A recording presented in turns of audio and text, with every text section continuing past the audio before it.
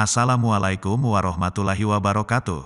Bagaimana kabar kalian? Semoga saja kalian semuanya selalu sehat walafiat, serta senantiasa dalam lindungan Allah Subhanahu wa Ta'ala. Baiklah anak-anak, pada pertemuan yang lalu kita sudah mempelajari akidah akhlak bab 5 tentang makhluk goib. Kemudian dilanjutkan dengan menyanyikan nazom nama-nama Nabi dan Rasul. Maka pada hari ini kita akan membahas materi pembelajaran bab 6 iman kepada Nabi dan Rasul. Pokok-pokok bahasan yang ada pada bab ini terdiri dari 1. Pengertian Nabi atau Rasul. 2. Nama-nama Nabi atau Rasul. 3. Tugas-tugas Nabi atau Rasul.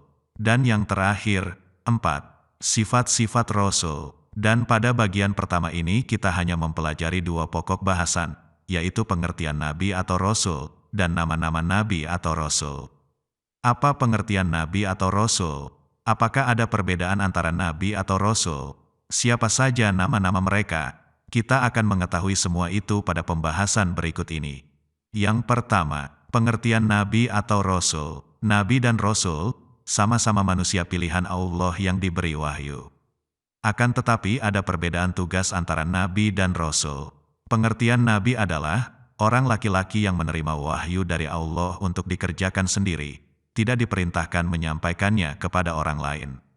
Adapun pengertian Rasul adalah orang laki-laki yang menerima wahyu dari Allah dan diperintahkan menyampaikannya kepada orang lain. Maka, Rasul Allah adalah utusan Allah yang mengajak umatnya agar selalu menyembah Allah dan meninggalkan larangan Allah.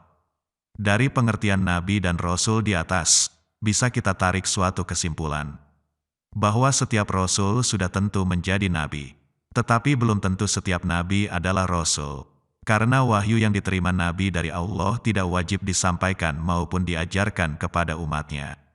Namun Nabi tetap memiliki kewajiban untuk mengamalkannya. Nabi diutus hanya untuk menguatkan dan melanjutkan ajaran Rasul sebelumnya. Sedangkan kewajiban Rasul, selain mengamalkan wahyu yang telah diterima dari Allah, dia harus menyampaikan wahyu tersebut kepada umatnya. Pokok bahasan yang kedua adalah nama-nama Nabi dan Rasul.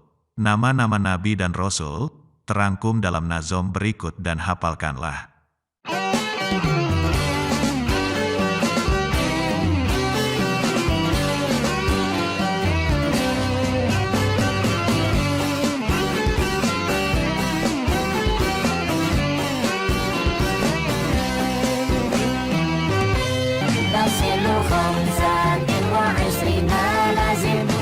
مكلف فرحة واغتنم هم أنام إدريس نوح الهد صالح وإبراهيم كل متبع لوط وإسماعيل إسحاق تبع يعقوب يوسف وأيوب تبع شعيب هارون وموسى واليسع ذو الكفل داود سليمان تبع إلياس يونس زكريا يحيى عيسى وطه خاتم النبايا عليهم الصلاة والسلام وآلهم ما دامت الأيام.